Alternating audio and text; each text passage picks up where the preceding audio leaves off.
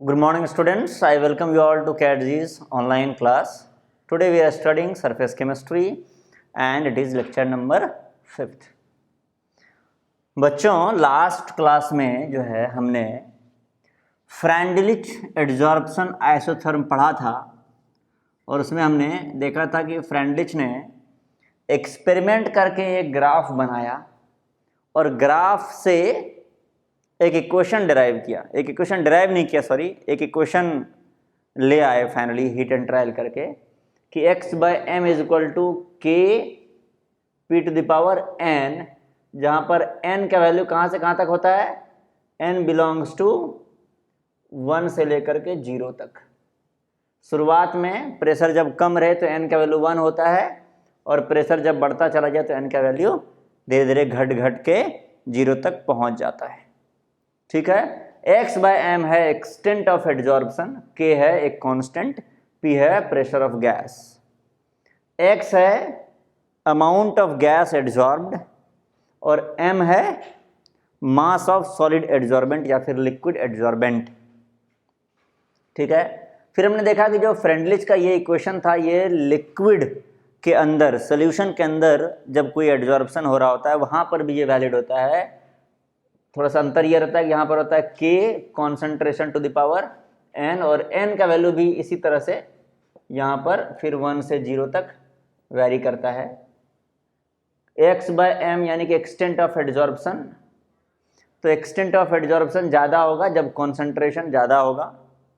शुरुआत में कॉन्सेंट्रेशन अगर कम रहे, जैसे प्रेशर कम रहे तो n 1 होता है, वैसे ही कॉन्सेंट्रेशन कम रहे तो n का वैल्यू 1 होता है और कॉन्सेंट्रेशन जब बहुत ज़्यादा बढ़ा देते हैं तो n का वैल्यू घट घट के 1 से 0 तक चला जाता है। तो ये है फ्रॉम सोल्यूशन फेज और ये है फ्रॉम गैसियस फेज। ठीक है बच्चों, गैस फेज में प्रेशर और सोल्यूशन फेज में कॉन्सेंट्रेशन। तो ये दोनों इक्वेशन जो है एम्पिरिकल फार्मूला, एम्पिरिकल फार्मूला का मतलब कोई थियोरेटिकल डेरिवेशन नहीं है इसका, एक्सपेरिमेंट करके देखा गया कि एक्सटेंट ऑफ एडजॉर्प्शन और कॉन्सेंट्रेशन या फिर प्रेशर इस फॉर्मूले पर फिट हो जाते हैं, इस फॉर्मूले को फॉलो करते हैं। ठीक है, चलो बच्चों आज हम लोग एक दूसरे साइंटिस्ट का विचारधारा, उसका क्या सोच है, क्या कहना है, उसके बारे में पढ़ने जा रहे हैं। उनका नाम है लैंगमिर।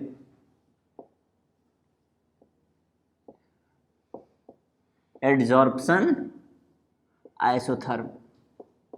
तो उन्होंने क्या किया, इसी चीज को, ये जो इक्वेशन है इसी इक्वेशन या सॉरी ये इक्वेशन सेम नहीं, ये इक्वेशन जिस ग्राफ से आया है, ठीक है ना, ये ग्राफ कैसा था, x बाय एम का ग्राफ वर्सेस प्रेशर, ये ऐसा ग्राफ था। तो जिस ग्राफ से ये इक्वेशन आया इसने थियोरेटिकली एक इक्वेशन बना लिया अपने सोच के आधार पर कि एडजॉर्प्शन का घटना जो घटता है वो किस तरीके से घटता होगा, और उन सब को ध्यान में रखते हुए इन्होंने एक इक्वेशन बनाया और इसने इक्वेशन से ग्राफ प्लॉट किया और देखा कि जैसा ग्राफ फ्रेंडलिच ने एक्सपेरिमेंट करके निकाला था वैसा ही ग्राफ ये थियोरेटिकली निकाल दिए।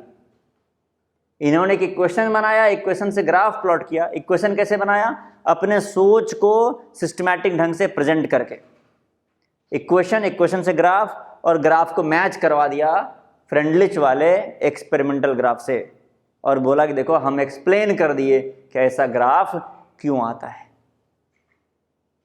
ठीक है, तो हेडिंग डाल दोगे लैंगमिर एडजॉर्प्शन आइसोथर्म और इस पर आज हम लोग चर्चा करेंगे। तो देखा जाए बच्चों, लैंगमिर का कहना यह है कि अगर एक कंटेनर है जिसमें एक गैस भरा हुआ है और इस कंटेनर में एक सॉलिड रखा हुआ है और सॉलिड के सरफेस पर एडजॉर्प्शन हो रहा है, ये सॉलिड का सरफेस है, इस पर मॉलिक्यूल्स आकर के चिपक रहे हैं, कंटेनर क्लोज्ड है और इसमें तुमने एक गैस को ऐसा भी भर दिया है और गैस का प्रेशर है P गैस, या प्रेशर को P बोल देते हैं, PG लगाने में फिर नया एक सिंबल बन जाएगा। तो P मतलब यहाँ पर जो गैस है उसका प्रेशर है। ठीक है, इन्होंने पहले कुछ एजम्पशन माना, कुछ अपना सोच प्रकट किया कि आखिर एडजॉर्प्शन होता कैसे होगा। तो लैंगमिर के जो भी एजम्पशंस हैं या फिर पोस्टुलेट्स हैं उसको लिख लिया जाए एक करके। तो हम तुम्हें डिक्टेट करेंगे, हम बताएंगे और तुम लिखते जाओगे बच्चों, है कि नहीं। क्लास में जो भी नोट्स देते हैं ना उसको ध्यान से लिखोगे। अगर तुम नोट्स नहीं लिख पाए मान लो ऑनलाइन क्लास करके, तो ध्यान रखना बच्चों, ये क्लास कुछ खास काम तुम्हारे नहीं आ पाएगा, ठीक है ना। ये मैं अपने बहुत लंबे अनुभव से बता रहा हूँ, हालांकि मेरा अनुभव बहुत लंबा नहीं है, फिर भी जितना भी है उस अनुभव से बता रहा हूँ कि क्लास नोट्स लेना बहुत ही ज़रूरी है, बहुत ज़रूरी है क्लास नोट्स लेना। तो लिखोगे एक एक करके। सबसे पहला बात लैंगमिर ने बताया कि एडजॉर्प्शन मतलब गैस का सॉलिड सरफेस पर चिपकना, ठीक है। तो जैसे गैस के मॉलिक्यूल रेंडमली मूव करते रहते हैं और सॉलिड और गैस के मॉलिक्यूल के बीच में वंडरवाल फोर्स ऑफ अट्रैक्शन लग ही रहा होगा, तो फोर्स ऑफ अट्रैक्शन से गैस के मॉलिक्यूल सॉलिड की तरफ जाएंगे, इससे टकराएंगे। टकराने के बाद कुछ मॉलिक्यूल हो सकता है कि टकरा करके वापस आ जाए, ऐसा भी हो सकता है कि जैसे मान लो ये सॉलिड था, ये मान लो गया टकरा के इधर से वापस आ गया। कुछ गैस के मॉलिक्यूल ऐसा भी हो सकते हैं कि जो गया और टकरा करके वंडरवाल फोर्स से जुड़ा रह गया, चिपक गया। तो यहां पर दोनों बातें हो रही है, मॉलिक्यूल जाकर के सरफेस पे चिपक भी रहा है और कभी ऐसा भी हो सकता है कुछ मॉलिक्यूल गया, जैसे मान लो ये मॉलिक्यूल गया, ये वाला मॉलिक्यूल देखो यहाँ पर एक मॉलिक्यूल चिपका हुआ है, ठीक है, यहाँ पर उसके बगल में भी एक मॉलिक्यूल चिपका हुआ है। तो ये मॉलिक्यूल गया बगल वाले मॉलिक्यूल से टकराया और यहाँ का ये मॉलिक्यूल बाहर आ गया। तो ऐसा भी हो सकता है कभी कभी कि इस कोलिजन के चलते कई बार जो मॉलिक्यूल ऑलरेडी चिपका हुआ वो वापस निकल भी सकता है, जिसको हम लोग बोलेंगे डीजॉर्प्शन, यानी कि एडजॉर्प्शन का उल्टा। तो लैंगमिर का सबसे पहला कहना था कि adsorption and desorption takes place simultaneously.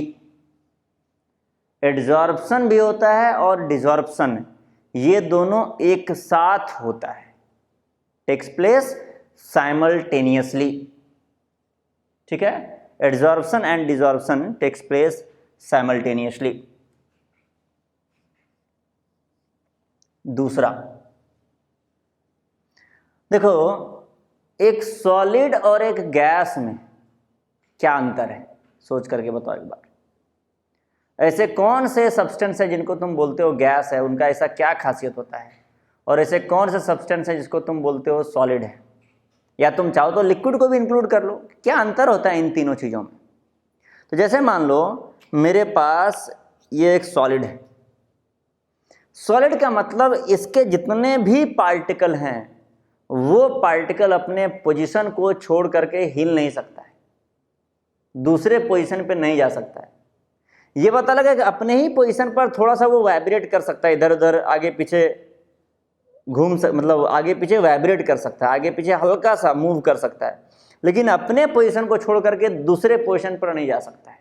जैसे यहाँ का पार्टिकल ब्लू कलर का है और यहाँ का पार्टिकल रेड कलर का है, तो ये सॉलिड है ना, इसलिए रेड कलर का पार्टिकल ब्लू कलर के पास नहीं जा सकता है और ब्लू का पार्टिकल रेड के पास नहीं आ सकता, यानी कि पार्टिकल का मोशन रेस्ट्रिक्टेड है, यह है सॉलिड। अच्छा, अब मेरे हाथ में गैस है जो तुम्हें दिखाई नहीं देगा क्योंकि एयर तो दिखाई देता नहीं है, लेकिन ये जो गैसेस के मॉलिक्यूल्स यहाँ पर मेरे हाथ के ऊपर में हैं, तुम्हें क्या लगता है जो गैस का मॉलिक्यूल यहाँ पर है वो यहाँ जा सकता है कि नहीं जा सकता है? बिल्कुल जा सकता है। अरे जो गैस का मॉलिक्यूल यहाँ पर है वो यहाँ ही नहीं, वो इस रूम में कहीं भी जा सकता है, और रूम का दरवाजा खोल दो तो पूरा यूनिवर्स में कहीं भी जा सकता है, उसका कोई बाउंड्री नहीं है, कोई रेस्ट्रिक्शन नहीं, कहीं पर भी जा सकता है। अब लगे हाथ तो लिक्विड के बारे में भी सोच लो, लिक्विड किसको बोलेंगे? तो मान लो एक कंटेनर में, अभी मेरे पास लिक्विड तो है नहीं, लेकिन मान लो मेरे पास अगर एक कंटेनर में लिक्विड होता, जैसे हम देखो बगल से ले आते हैं, तुम 30 सेकेंड रुकोगे तो देखो अभी मेरे पास एक कंटेनर में लिक्विड आ गया है। अब देखो ये जो लिक्विड है तुम्हें दिखाई क्लियरली नहीं भी दे सकता है, कोई बात नहीं, बस ये समझ लो कि यहाँ तक लिक्विड भरा हुआ है इसमें। तब अगर इसमें लिक्विड यहाँ तक भरा हुआ है तो लिक्विड के जो पार्टिकल हैं, एक पार्टिकल जो नीचे है वो पार्टिकल यहाँ तक ऊपर तो आ सकता है, ऊपर का पार्टिकल नीचे आ सकता है, लेकिन एक जो पार्टिकल नीचे है वो यहाँ तक नहीं आ सकता है। देखो अभी हम उन पार्टिकल्स के बारे में बात नहीं कर रहे हैं जो वेपर बन गया होगा, वो तो गैसियस स्टेट में आ गया होगा। हम सिर्फ लिक्विड के बारे में बात कर रहे हैं। लिक्विड का पार्टिकल लिक्विड रहते हुए कोई पार्टिकल ऊपर यहाँ तक नहीं आ सकता है। वो चल सकता है लेकिन उतना ही दूरी में चल सकता है जहाँ तक लिक्विड का सरफेस है। ये देखो लिक्विड का अपना सरफेस इस लेवल पे बन गया होगा, तो लिक्विड के पार्टिकल इतना ही दूर में घूमते रहेंगे। तो सॉलिड के पार्टिकल बिल्कुल नहीं घूमते हैं। लिक्विड के पार्टिकल अपने सरफेस को छोड़ करके नहीं जाते हैं कहीं, इस सरफेस के अंदर में अपने लेयर जो बनाया ना यहाँ पर ऊपर में, उसके अंदर में कहीं पर घुरमुड़ाते रहेंगे, सब घूमते रहेंगे। लेकिन जो गैस के पार्टिकल होते हैं वो कहीं पर भी, उनका तो अपना सरफेस ही नहीं होता है, वो यूनिवर्स में कहीं पर भी घूम सकते हैं।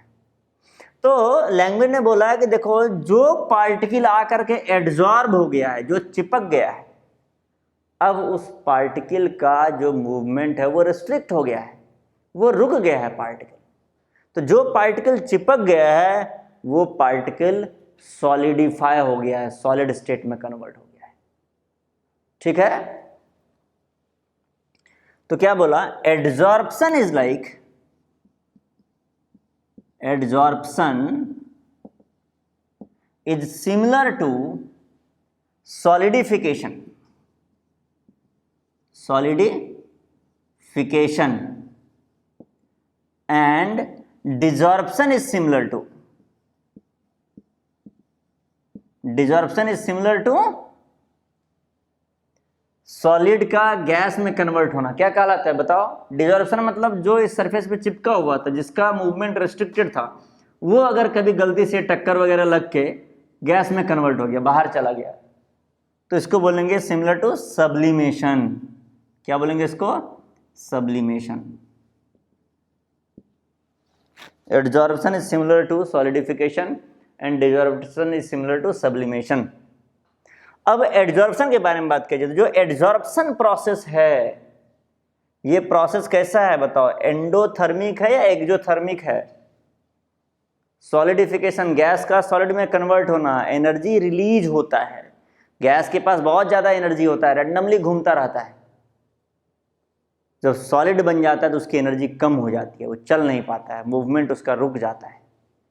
तो तीसरा लिखोगे adsorption is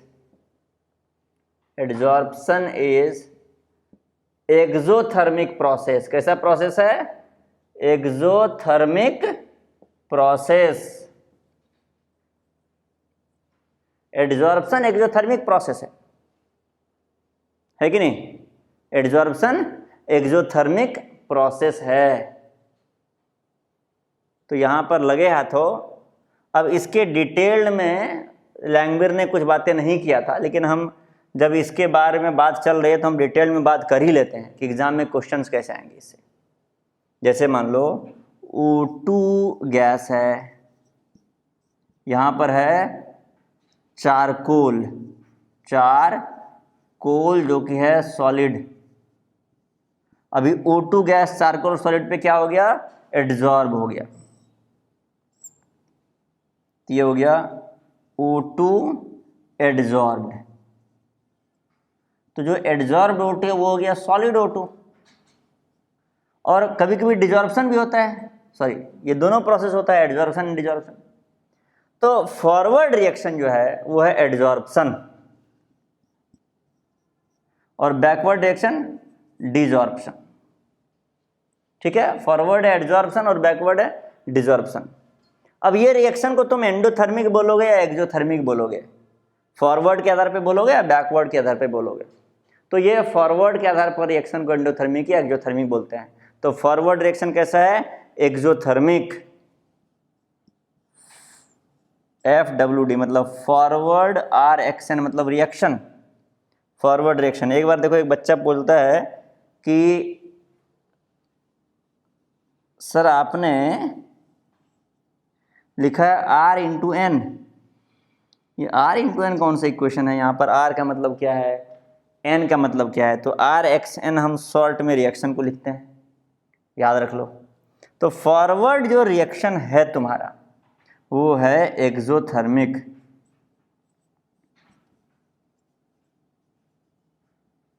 forward reaction exothermic है, कोई दिक्कत? Exothermic reaction. अब बताओ, जब तुम टेम्परेचर बढ़ाते हो तो एक्सोथर्मिक रिएक्शन फॉरवर्ड मूव करता है या बैकवर्ड मूव करता है? एक्सोथर्मिक मतलब हीट निकल रहा है, हीट देखो निकल रहा है, यहाँ पर हीट एज ए प्रोडक्ट है, और प्रोडक्ट ऐड करते हो तो रिएक्शन बैकवर्ड जाता है कि नहीं? तो फॉरवर्ड रिएक्शन, हीट ऐड करने का मतलब टेम्परेचर बढ़ाना, as temperature increases, as temperature increases, desorption favors, desorption favors। Temperature जैसे ही इंक्रीज करते हैं डिजॉर्प्शन होने लगता है, as temperature increases desorption favours. तो ये जो दो बातें हैं बच्चों, ये हम अपने मन से लिखाए हैं, ये लैंग्वेज पोस्टुलेट का पार्ट नहीं है, लेकिन तुम लोग इसको ऐसे लिख करके इसमें स्टार लगा दोगे, ठीक है? देखो कोई सामान खरीदते हो ना, तो उसमें कुछ लिखा रहता है कि ये सामान का इतना प्राइस है, ये है वो है, इतने ऑफर्स हैं, और लास्ट में लिखा रहता है स्टार। तो सामान में स्टार का मतलब होता है कंडीशंस अप्लाइड, है कि नहीं? जैसे उसमें दिया रहेगा कि इस बेडशीट के साथ पिलो कवर मुफ्त, है कि नहीं? उसके नीचे लिखा कंडीशंस अप्लाइड कि आप 5 बेडशीट खरीदेंगे लेकिन तभी 1 पिलो कवर मिलेगा मुफ्त। लेकिन ये वैसा कंडीशन नहीं, ठगने वाला कंडीशन नहीं। ये जो स्टार लगाए हैं इसका मतलब है ये इंपॉर्टेंट है, इससे रिलेटेड क्वेश्चंस एग्जाम में आते हैं, ठीक है? चलो, लेकिन इसको हम मिटा दे रहे हैं, तुम लोग भी लिख लोगे, हम मिटा दे रहे हैं ताकि हम फोकस कर सकें लैंग्वेज के पोस्टुलेट्स पर। तो लैंग्वेज का कहना क्या था कि एडजॉर्प्शन जो है वो एक्सोथर्मिक प्रोसेस है। और भी इनका कुछ कहना था, इनका कहना ये था कि अब देखो, फ्रेंडलिच में एक हमने पढ़ा था डिमेरिट, कि वो सरफेस एरिया के बारे में बात नहीं करता था। सरफेस एरिया को उन्होंने अपने कैलकुलेशन में कहीं पर भी इंक्लूड नहीं किया था। अब लैंग्वेज को पता था कि भाई हमें किसको हराना है, किसके थ्योरी का मात देना है, तो फ्रेंडलिच का थ्योरी है। तो ये मान लो अपना एक थ्योरी दे और ये भी फ्रेंडलिच जैसा ही कुछ बोल दे, तो कौन सुनेगा इसका बात? इसलिए इसने उन कमियों को जो है कवर कर दिया, उन कमियों को का सल्यूशन ले आया जो कमी फ्रेंडलिच में था। वो सरफेस एरिया के बारे में बात नहीं करते थे, ये सरफेस एरिया के बारे में बात करते हैं।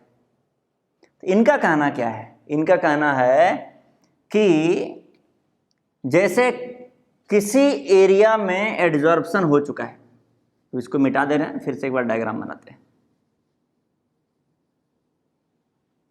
ये मान लो एक सरफेस है, यहां पर अगर इस एरिया में एडजॉर्प्शन हो चुका है, देखना ये एरिया में एडजॉर्प्शन हो चुका है, या इधर देखो इधर बगल में एडजॉर्प्शन हो चुका है, इतने एरिया में एडजॉर्प्शन हो चुका है। तो इसके बगल में एक एरिया है, जो ये वाला एरिया देखो जो खाली है, इसमें एडजॉर्प्शन होना है, ठीक है? ये खाली एरिया है।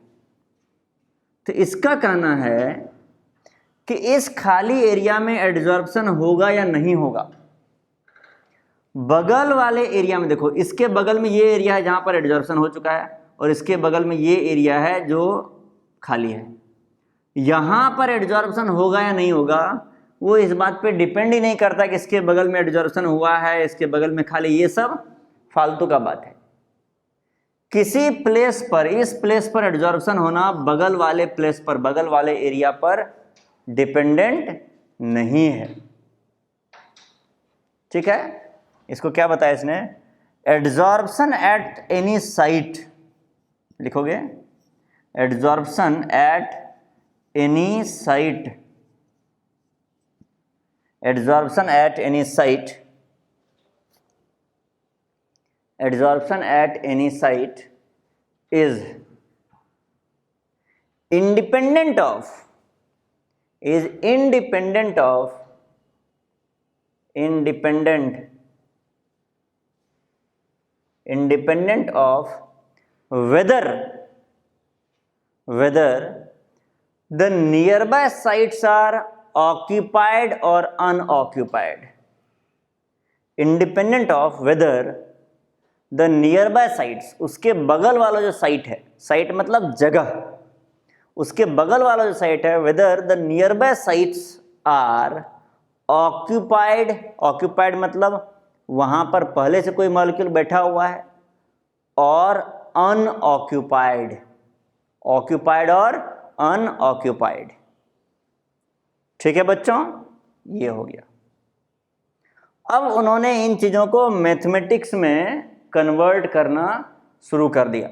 तो ये उनके 4 मेन पोस्टुलेट्स हैं। अब कुछ उन्होंने मैथमेटिकल चीज़ों को लिखा इनके आधार पर। इसको मिटा दें। तो देखो बच्चों, उन्होंने बोला रेट ऑफ एड्जॉर्प्शन, गैस किस रेट से एड्जॉर्ब करेगा। रेट ऑफ एड्जॉर्प्शन किस बात पर डिपेंड करेगा, कितनी तेजी से गैस एड्जॉर्ब होगा।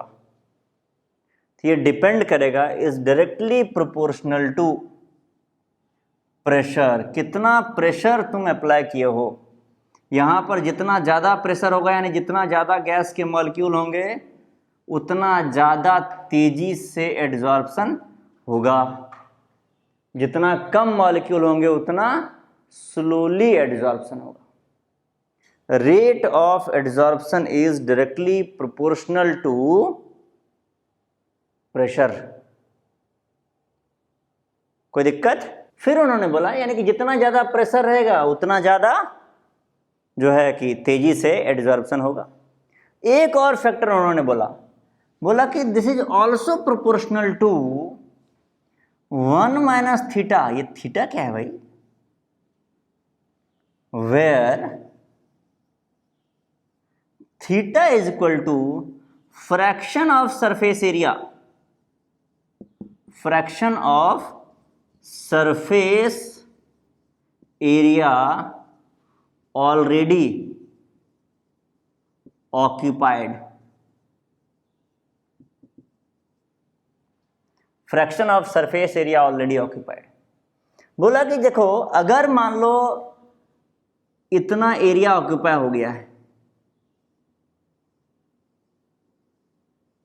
ठीक है, तो अगर बहुत सारा एरिया ऑक्यूपाई हो गया है, कुछ कम ही एरिया बचा हुआ है एड्जॉर्प्शन के लिए, तो भले ही तुम प्रेशर ज्यादा रखो, एरिया चूंकि कम है तो एड्जॉर्प्शन कम रेट से होगा। अगर ज्यादा एरिया खाली है तो ज्यादा तेजी से एड्जॉर्प्शन होगा। ठीक है, तो ये भी समझ में आता है कि rate of adsorption is proportional to P. अब थीटा है जितना एरिया ऑक्यूपाइड है, जितना फ्रैक्शन मतलब मान लो टोटल एरिया 1 है। कितना है? 1 है। टोटल एरिया 1 है, तो 1 में से थीटा जो है वो ऑलरेडी ऑक्यूपाइड है। कोई दिक्कत? 1 में से थीटा है ऑलरेडी ऑक्यूपाइड, इसलिए बोलते हैं फ्रैक्शन ऑक्यूपाइड। फ्रैक्शन मतलब 1 में कितना ऑक्यूपाइड है। तो टोटल एरिया को 1 मान के थीटा ऑक्यूपाइड है, तो अनऑक्यूपाइड कितना हुआ, कितना खाली है, वो हो गया 1 माइनस थीटा। तो जितना खाली है, जितना ज्यादा खाली एरिया होगा, उतना तेजी से एड्जॉर्प्शन होगा। ठीक है ना? तो rate of adsorption is proportional to 1 minus theta. 1 minus theta है अनऑक्यूपाइड एरिया। ठीक है, चलो अब क्या करो, यहां पर लिख सकते हो कि rate of adsorption is equal to K, एक कांस्टेंट के लगा देते हैं, into P into 1 minus theta. एक इक्वेशन मिल गया, इसको बोल देते हैं 1। K into P into 1 minus theta, इसको बोल देते हैं इक्वेशन 1। कोई दिक्कत? अब बताओ रेट ऑफ डिजॉर्प्शन किस बात पर डिपेंड करेगा? क्योंकि उसका कहना है कि एड्जॉर्प्शन और डिजॉर्प्शन तो चलता रहता है, दोनों एक साथ होता है। तो रेट ऑफ डिजॉर्प्शन किस बात पर डिपेंड करेगा बताओ? तो लैंगमिर का कहना है कि रेट ऑफ डिजॉर्प्शन सिर्फ इस बात पे डिपेंड करेगा कि कितना एरिया पे ऑक्यूपेंसी है, कितना एरिया पे ऑलरेडी ऑक्यूपाइड है, प्रेशर वगैरह पे डिपेंड नहीं करेगा। कैसे? जैसे मान लो अगर पूरा एरिया खाली है, अगर पूरा एरिया खाली है, एक भी मॉलिक्यूल अभी तक ऑक्यूपाई नहीं किया है, अगर पूरा एरिया खाली है तो तुम बताओ रेट ऑफ डिजॉर्प्शन क्या होगा? कुछ भी नहीं। अरे ऑक्यूपाई होगा पहले, एब्जॉर्ब होगा तभी तो डिजॉर्प्शन। पूरा एरिया खाली है तो कोई डिजॉर्प्शन नहीं। अभी थोड़ा एरिया मान लो में ऑक्यूपाई हुआ तो थोड़ा सा डिजॉर्प्शन का चांस भी हो गया भाई। अरे पहले एब्जॉर्बेशन होगा तभी तो डिजॉर्प्शन। ज़्यादा एरिया ऑक्यूपाई हो गया तब ज़्यादा चांस बनने लगा डिजॉर्प्शन का। तो जितना ज़्यादा एरिया ऑक्यूपाई हो जाएगा उतना ज़्यादा चांस बनेगा डिजॉर्प्शन होने का। तो rate of desorption is proportional to occupied area कितना है? थीटा। कोई दिक्कत? यहां तक कोई दिक्कत? अब देखो, जैसे मान लो एक डब्बे में तुमने क्या किया, शुरुआत में एक सॉलिड रख दिया, उसमें गैस भर के डब्बे को बंद कर दिया। तुम्हें पता करना है कि 1 kg सॉलिड फाइनली कितने गैस को डिजॉल्व करता है, एडजॉर्व करता है। 1 kg सॉलिड फाइनली कितने गैस को एडजॉर्व करता है, यानी कि तुम्हें निकालना है एक्सटेंट ऑफ एडजॉर्प्शन। क्या निकालना है? Extent of adsorption. Extent of adsorption का मतलब तुम्हें निकालना है कि मान लो अगर m kg सॉलिड लिए थे तो कितना ग्राम या कितना kg गैस एडजॉर्ब हुआ? x है मास ऑफ एडजॉर्ब्ड सब्सटेंस या मास ऑफ गैस एडजॉर्ब्ड, और m है mass of adsorbent solid adsorbent. तो तुम्हें x/m निकालना है कि फाइनली कितना गैस एडजॉर्ब हो रहा है।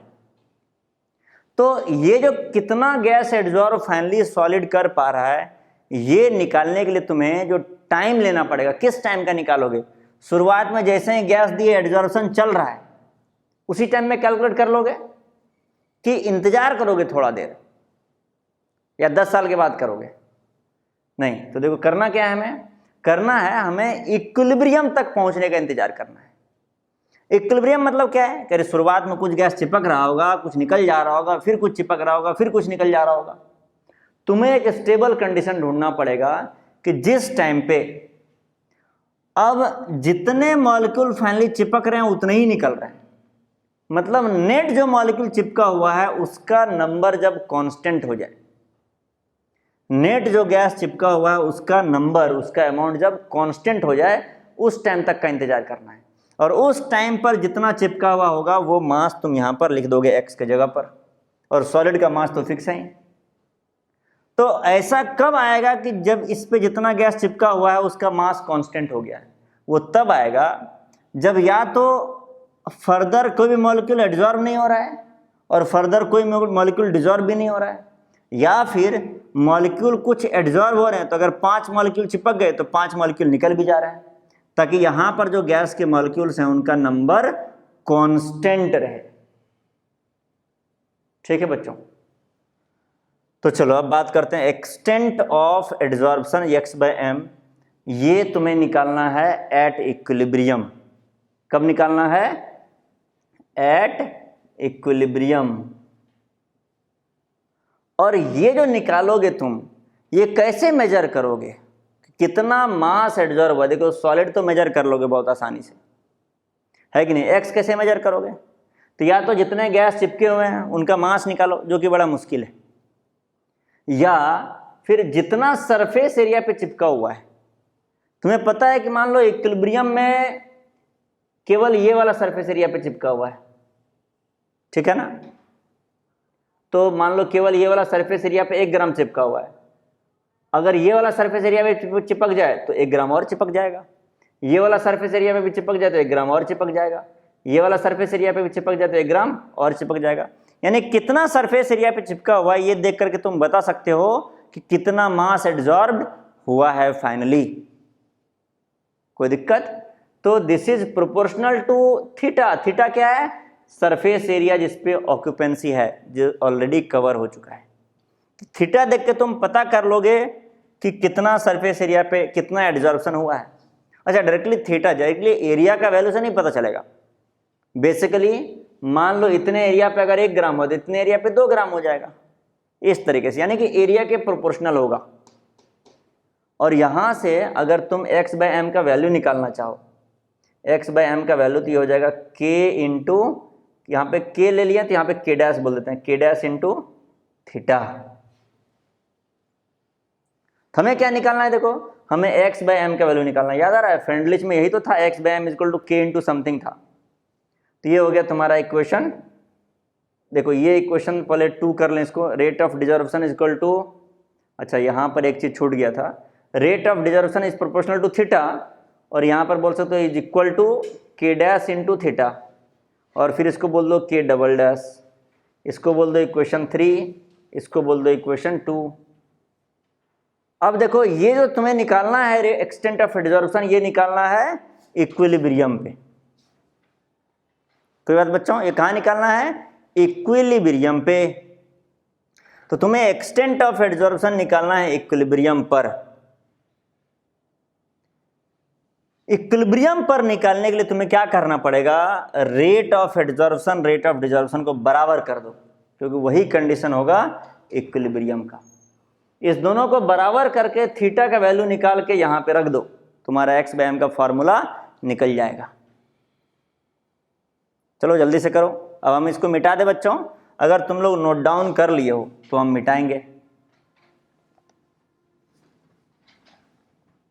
इक्वेशन 1 को इक्वेशन 2 के बराबर कर देते हैं। Rate of adsorption is equal to rate of desorption at equilibrium. कोई परेशानी बच्चों, रेट ऑफ एडजॉर्प्शन है Kp1 माइनस थीटा, और रेट ऑफ डिजॉर्प्शन है K डैश थीटा, यहाँ से 2, और उसको हमें रख देना है यहाँ से थीटा का वैल्यू निकाल के इक्वेशन 3 में। ठीक है, चलो यहाँ से थीटा निकालते हैं। देखो लेफ्ट साइड में हो गया Kp minus Kp theta is equal to K dash theta, कोई दिक्कत। और यहाँ से आ गया, देखो K डैश थीटा, इसको इधर ले गए, plus Kp theta is equal to Kp, और यहाँ से थीटा को ले लो कॉमन, और थीटा को कॉमन ले लोगे तो K डैश प्लस Kp बचेगा, और उसको इधर ले जाके डिवाइड कर दो, तो ये आ गया Kp by K dash plus Kp। अब थीटा का ये वैल्यू उसको रख दो इक्वेशन 3 में। ठीक है, तो इक्वेशन 3 में थीटा का वैल्यू रख देते हैं, तो वहाँ से आ जाएगा x/m is equal to, equation 3 implies that, ठीक है ना, x/m is equal to k double dash into theta, theta का वैल्यू है Kp by K dash plus Kp।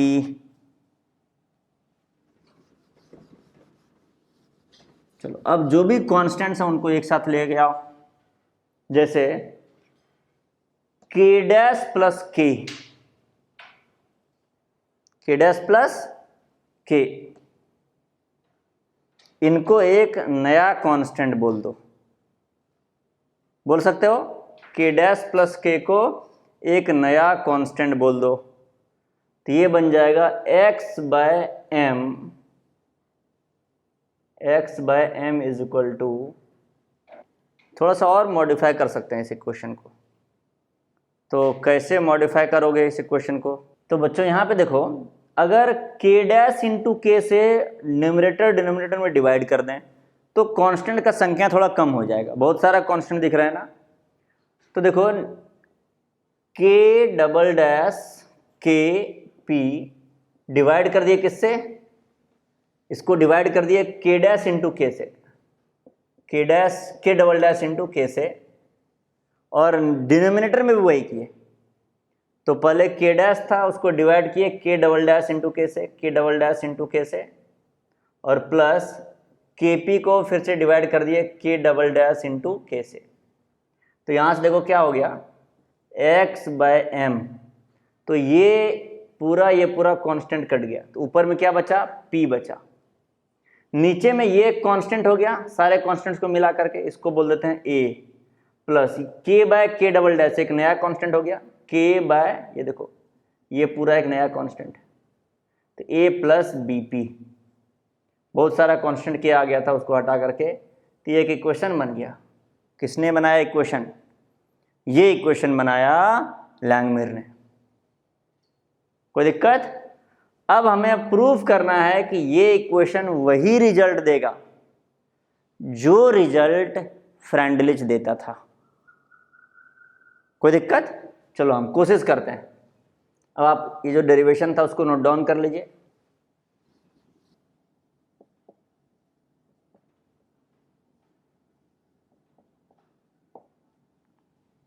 तो देखो बच्चों, एक्सपेरिमेंट करके x/m वर्सेस जो प्रेशर का ग्राफ है वो ऐसा आया था, ठीक है। यहां से भी ऐसा ही ग्राफ आ जाना चाहिए, दैट्स ऑल। अगर आ गया तो लैंगमिर का कहना सही है, नहीं आया तो गलत है। फिर हम लोग जो पिछले 1 घंटे से पढ़ रहे हैं सब बेकार है। चलो देखते हैं, एक बार कोशिश किया जाए। तो देखो ये वाला जो रीजन है ना, यहां से लेकर के यहां तक ये लो प्रेशर रीजन है, यहां से यहां तक इंटरमीडिएट रीजन, और ये हाई प्रेशर रीजन है। याद आ रहा है, हम लोग पहले भी 3 रीजन में डिवाइड किए थे प्रेशर को। 1, ये सेकेंड रीजन, और ये थर्ड रीजन। तो 1 में बात किया जाए, लो प्रेशर। प्रेशर अगर कम रहेगा तो क्या होगा, प्रेशर अगर कम है तो क्या होगा, कैसा ग्राफ बनेगा x/m वर्सेस प्रेशर का, ये तुम्हें सोचना है। चलो एक काम करते हैं, यहां से हम लोग x/m is equal to p/a plus bp, इस ग्राफ को थोड़ा सा मॉडिफाई करने की कोशिश करते हैं। अगर प्रेशर बहुत कम है, pressure is very very low, तो क्या हम बोल सकते हैं कि a प्लस बीपी जो है, देखो ये मान लो 1000 है और प्रेशर बहुत कम है, तो b कितना भी हो, b इंटू पी, ये सबको कम कर देगा। प्रेशर मान लो टेंडिंग टू 0 है, तो ये पूरा टर्म तो 0 बना देगा। तो a plus BP will tend to a, will almost become like a। कोई दिक्कत? अब देखो क्या होगा, तो a प्लस बीपी को बोल दिए a, देखो अप्रोक्सीमेशन है। क्या अप्रोक्सीमेशन है, प्रेशर बहुत कम है, तो ये वाला टर्म टेंडिंग टू 0 हो जाएगा, a प्लस बीपी a हो जाएगा। तो यहां से x/m क्या हो गया, ये हो गया p/a।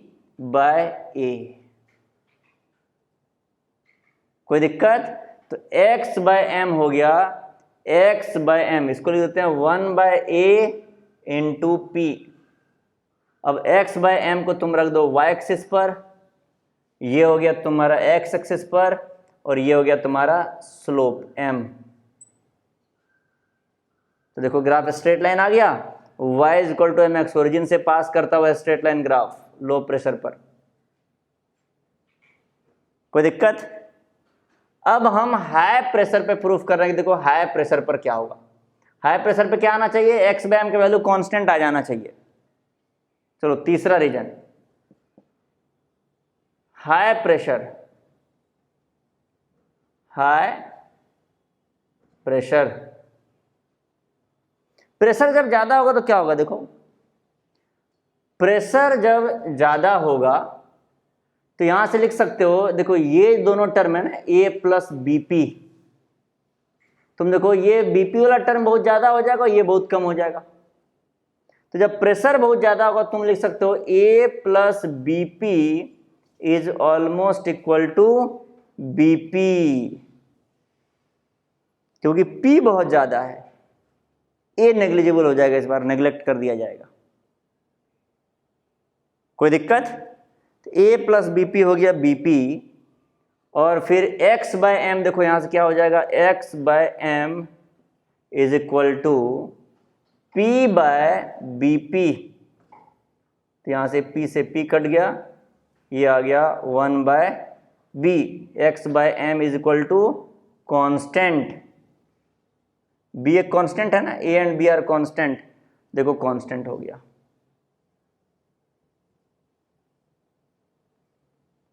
ये प्रूफ हो गया।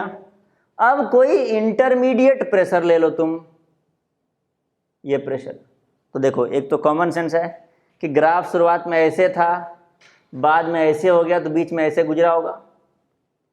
अरे ट्रेन पहले इधर से जा रही थी, बाद में इधर मुड़ गई, तो बीच में ऐसे मुड़ी होगी ना ट्रेन। दूसरा तरीका क्या है कि तुम्हें करना क्या पड़ेगा, देखो ये इक्वेशन कैसा है, ये तुम्हारा y है। दूसरा के लिए देखो, इंटरमीडिएट प्रेशर, इंटरमीडिएट प्रेशर, तो ये देखो तुम्हारा y है, y इज इक्वल टू, ये क्या है x, प्रेशर है तुम्हारा x, y is equal to x by a plus B X. कोई दिक्कत? a b को तुम 1 मान लो आसानी से, तो इसको लिख सकते हो x by 1 plus X. y is equal to X by 1 plus X का ग्राफ देखना ऐसा ही बनता है, ऐसा बनता है, इस टाइप का कर्व बनता है। चेक करना, कैसे चेक करोगे, x का अलग अलग वैल्यू रखोगे और y का अलग अलग वैल्यू निकाल करके ग्राफ बनाने का कोशिश करोगे, तो देखना ग्राफ इसी टाइप का कर्व ग्राफ बनता है। ठीक है बच्चों, तो जो बात फ्रेंडलिच ने एक्सपेरिमेंट करके बताया था, वही एक्सपेरिमेंटल रिजल्ट लैंगमिर ने थ्योरी से डिराइव कर दिया। ठीक है, चलिए, तो आज हमने एडजॉर्प्शन टॉपिक को कंप्लीट कर लिया है। अब हम लोग अगले क्लास में कोलाइडल सॉल्यूशंस, नहीं सॉरी, अगले क्लास में हम लोग एडजॉर्प्शन के एप्लीकेशन के बारे में पढ़ाई करेंगे और फिर उसके बाद कोलाइडल सॉल्यूशंस के बारे में पढ़ेंगे। Thank you very much.